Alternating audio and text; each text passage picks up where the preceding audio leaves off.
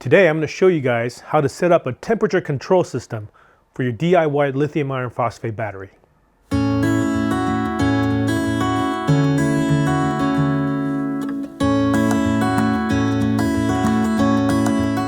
What's up guys, my name is Dan. Welcome back to Freely Roaming. So it's been a couple months now since I finished building my DIY lithium iron phosphate battery. And over the past couple of weeks, we've had a few really cold nights that went below freezing. So luckily for me, I have a temperature sensor in my battery that communicates with my chargers, that tells my charger to stop charging when the battery goes below a certain temperature. That's a really nice feature to have, and it's a must if you're going to travel in any cold temperatures. However, the downside of that is that it doesn't actually do anything to the battery to allow them to be charged, meaning that there's no active heating element that bring the batteries back up to temperature so that you are allowed to charge them safely.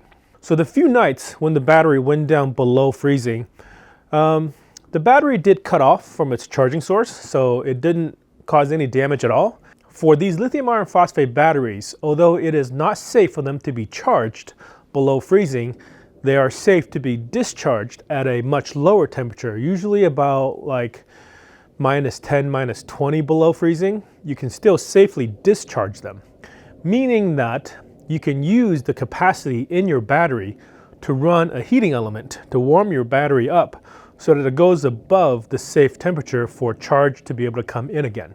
So generally speaking, the coldest temperature is going to be the time just before the sun rises. So that's what happened here. We had a couple nights when it went below freezing, just below sunrise, but it was a clear day. So when the sun came up, the temperature was still too cold to be charged. And as you guys know, in the wintertime, you have much shorter days than you have nights. So you have much shorter time to be able to charge your battery. And also the sun is lower on the horizon, meaning that your solar panels aren't as efficient. So what you really want to do is you really want to try to maximize those hours of charge that you have available as much as you can. Now that's tough to do when your battery is too cold. So what I'm going to do today, I'm going to show you all the components that I've been collecting to be able to put together a DIY thermal control system for my battery. Not just for heating, which is one primary feature that it's going to have. I'm also going to use the same system to power a temperature controlled fan that will kick on and off when it senses that the temperature is above a certain degrees, so that in the summertime, if it gets too hot, I can circulate the air inside the battery box as well in an attempt to try to cool it. This is going to be another sort of short series, maybe 2 or 3 videos, this being the first one, of me building the system. I'm essentially taking the battery that I've already built, I'm going to disassemble it, I'm going to figure out these new components that I'm going to use to do this temperature control feature, figure out where it all fits, reconfigure the battery a little bit, and try to maximize the efficiency of space that I have in the same box without having to build a new box. Because there's a few more parts that I'm going to have to put in there. And I will talk you guys through exactly what I got, how it all works. I'll give you a little demo of how the temperature control system works as well. So let's go do that. Okay, so I've got all the parts now laid out on the table, and I want to sort of go through one of these one by one with you. Let's see, first of all, the easy stuff. This is just temporarily what I'm going to use to power this in the purpose of this demonstration. I'm just going to run a cigarette lighter plug, and I have a Max Oak portable battery bank that I'll be powering this from. That'll be my 12-volt source to see how this works. But when it's installed in the van, this would just go directly to the bus bars of the battery system. And I'll probably put a switch in the middle so I can turn this off when I choose to do it. And then from there, I have a inline fuse, automotive fuse, a 10 amp automotive fuse that goes to a power splitter. These are all set up with XT60 plugs, as you can tell. By doing it this way, I only need one fuse for this. And this is a 10 amp fuse, and this system will never draw more than 10 amps, so that's plenty. And then it'll go out to 2 XT60 plugs that will power either side of the system. One side being the heating side and the other side being the cooling side. And what's going to control, what's going to switch the heater on and off is this guy right here. This is a temperature controller, HW-W3001 temperature controller. It's pretty easy to find all over the internet, AliExpress, Amazon, eBay. You can find this anywhere, and it's pretty cheap. You can buy this for, I don't know, just a few bucks. So a while ago, I got 3 of these. And the reason why I have 3 is because originally I was going to use this just for sort of setting up a fan that runs inside the van in the summertime when it gets too hot to circulate the air while we're sleeping. But I've never got around to setting it up. So now I'm actually happy that I have this, because not only can this be set up to run a fan for cooling, it can also be used to control for heating. All you got to do is set up the start temp and the end temp, and what it will do is it will automatically know based on which one is higher what you're intending it to do, heating or cooling. So I have 2 of these that I'm going to use, a third one just as a spare in case something happens to one.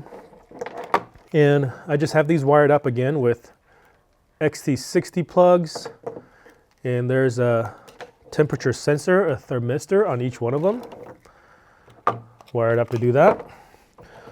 So then this obviously is just a 12-volt computer fan, 120 mil size computer fan. It's a pretty good size computer fan, puts out a good amount of power, very low amps. This only draws 280 milliamps at 12 volt. That's about 5 watts. So this hardly uses any power at all. And this will be set up somewhere in the battery box where it can vent air out, and then there'll be another air inlet on the other side drawing air in. So when this kicks on, it will suck outside air through the battery, cooling it around the battery, and then exhaust it out. So that's going to be connected to one of these battery controllers. And then lastly, this is the silicone heating pads. I got 4 of these. Initially, I just got 2 of these small ones to try. These are 10 watts each. And after getting them and trying them out, they seem to work really good, but I don't think 20 watts of heating is enough. So I bought 2 more that are twice the size at twice the power. So these are 20 watters. So with 4 of these combined, I will be running 60 watts worth of heating through these silicone pads onto the battery. And when I had it plugged in earlier and testing it out, they actually draw about 70 watts. So maybe there's a little bit of inefficiency here, or it's just rated for slightly higher than what their specifications say. And having these separate heaters rather than one big 60 watt one also allows me to strategically position these heating pads around the battery. If I wanted to put 2 on the side, 2 on the bottom, or maybe 1 on each side, so I have 4 heating them from all the way around, this will give me a really good way to figure out what's the best situation for my heating. Okay, so these are the parts. Oh, one more thing. I also have this piece of aluminum, just a thin sheet of aluminum. So what I'm going to do is I'm going to attach the heaters to this aluminum plate. So this aluminum plate will essentially act as a heat sink. It will draw the heat from the heaters onto the aluminum. So it's going to be able to not just retain the heat better over time, it's also going to be able to spread the heat out, and it's going to warm the battery more evenly. So with all these parts, I'm going to show you how it goes together and how it actually works. So I'm going to be powering this whole thing with my Power Oak AC50 battery bank. This will just act as a power source because it's got a cigarette lighter plug. I'll place that in the center. Then I will have this side over here as the heating side, and that side over there is the cooling side. So this is my spare temperature controller. Put that aside. This is one temperature controller. And the way this works is you have power going in here, and then the relay switch here. and then power going out there. And here's the thermistor.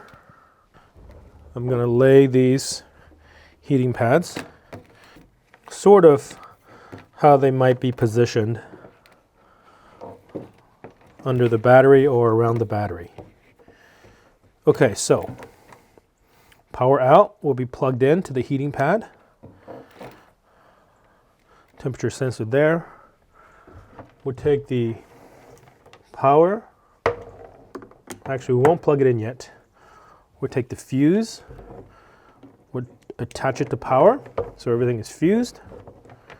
And then we will split power to the heating side using that splitter that I made, using wires and XT60 connectors.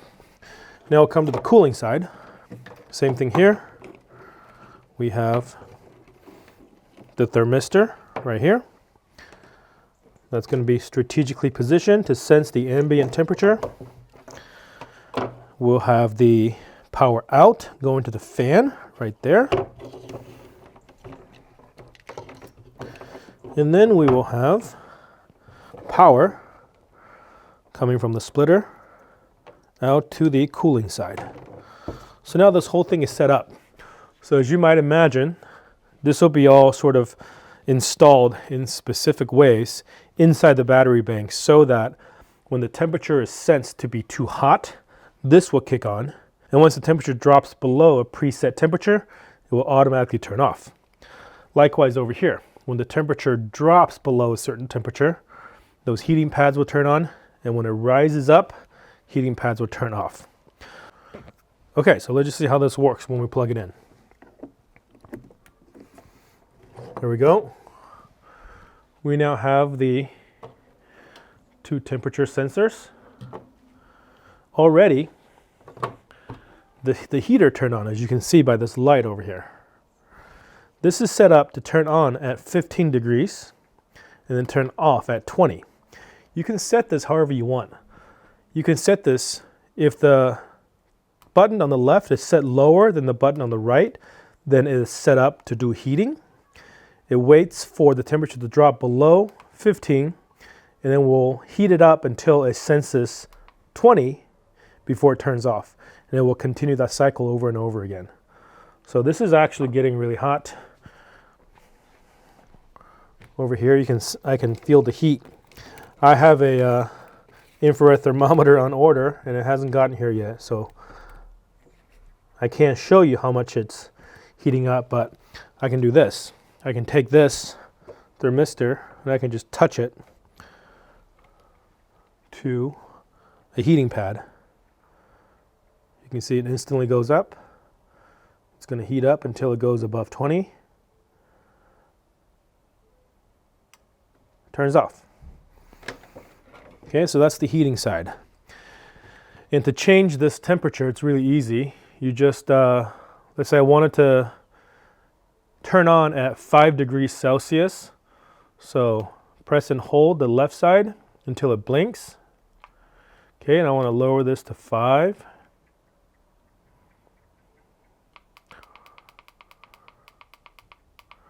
Okay, and wait for it to stop blinking. Now it's going to turn on only when it's at 5. And the one on the right is where it turns off during the heating process. So I'll press and hold. It's blinking. So I wanted to go from 5 to, let's say, like 8. There we go. Now it's going to, when it stops blinking, it'll be set. So now it'll turn on when it drops below 5, and then the heater will turn off when it rises above 8. And that's about how I want it to be, I think. But because it's totally customizable, I'm going to be able to test it to make sure that it all works. Okay, the cooling side over here, we have on the button on the left, it's 20, and button on the right is 15. So because this is higher than the left setting is higher than the right setting, the sensor knows that we are in cooling mode. So when the temperature rises above 20, the fan's going to kick on. It's going to cool it until it drops below 15, and then the fan will kick off. So this is going to be set up to be pretty high. I'll probably set this up to be something like over 100 degrees Fahrenheit. 35 or 36 or something like that in Celsius. I don't know exactly, but I'll put it on the screen. Because I don't want this fan to be on all the time.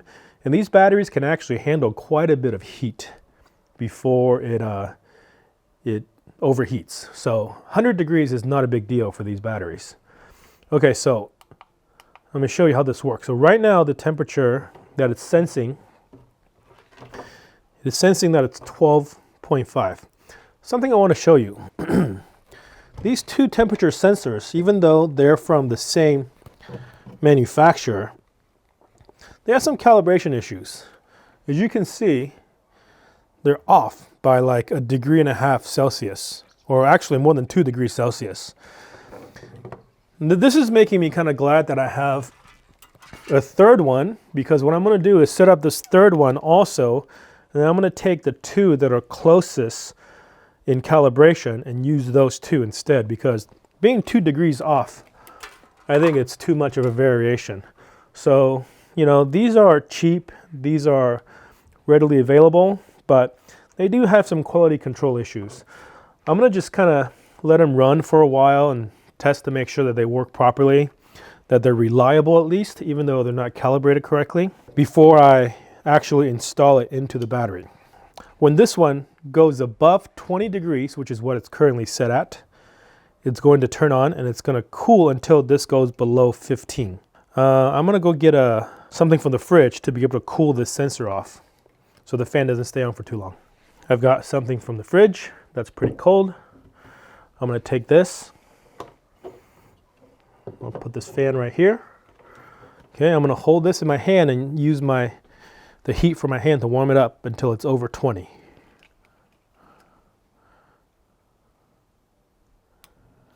There you go, that just turned on. And as you can see, now the fan is on. So this is going to run. Now my hand has heated up the sensor to 27.3. This is going to run until it senses below 15 or whatever temperature you have it set at. So I put it to the bottom of this frozen yogurt cup. There we go. Look at the light to the upper right. That just turned off. Once again, look at the light on the upper right that says out. I'll heat this back up.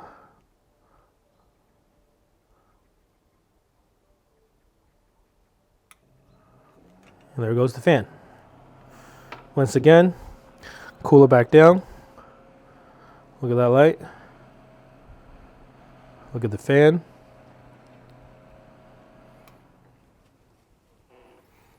There it goes. It's off. So as you can tell, using the same power source with the same fuse, I can power both the cooling system, temperature control cooling system, as well as the temperature control heating system. And this is how I'm going to be setting it up inside. And just on the parts that you see here, and for the parts that you see here, I want to just show you again exactly what they all are. They're all very inexpensive, easily found everywhere. Computer fan with an XT60 connector. 2 of these temperature controllers. Basic wiring for 12-volt power. Another temperature controller. And silicone heating pads. And a sheet of aluminum from the hardware store. So that's it. Those are the parts that I've put together as a sort of proof of concept to show you guys how that will work installed into my battery box. Stay tuned. There'll be a couple more videos where I put them together, disassemble my battery, put the parts into my battery box, assemble it in the way that makes sense. And also when I put it back in, I would do a thorough testing to make sure that it all works properly. I want to thank you guys for subscribing to this channel. If you haven't, click that subscribe button below. We're almost at 10,000. We're at like 9,300 or something like that. This has been a pretty amazing ride for this channel. We started out with my lithium iron phosphate battery build at, I think, less than 1,000 subscribers. So over the last couple of months, over 8,000 of you guys have subscribed. And I'm looking forward to bringing a lot more content about freely roaming, about mobile living, traveling, off-grid living. I'm excited to bring you guys more. Thank you guys for coming along for the ride. Hope you guys enjoyed this video. Stay tuned, give me a thumbs up if you liked it. I'll see you guys in the next one.